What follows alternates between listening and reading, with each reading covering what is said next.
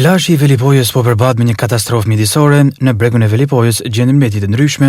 Pas rreshtit të shumta në veri, lumenjtë janë fryrë dhe përrojt janë mbushur, duke bërë që ujë të marrë me vete çdo mbetërinë dhe tashmë të përballemi me një pamje të tillë skandaloze.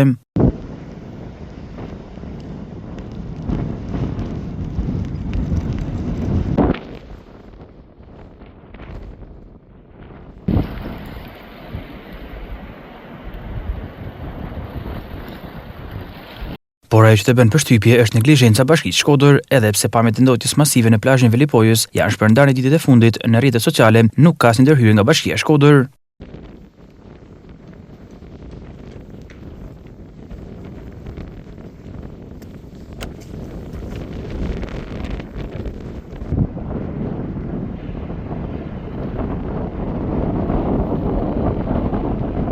Për gjatë bregut e Velipojës, gjenden kryesisht shishe plastike dhe ambalazhe të hedhura, të cilat tregojnë një gjendje tepër të rëndë, e cila kërkon një zgjidhje të menjëhershme. Për këtë bashkia duhet të organizojë më mirë pastrimin e plazhit dhe menaxhimin e mbetjeve. Kjo pasi mbetërinë gjenden në rrugët dhe në zona që janë në distancë të largët nga bregu i detit.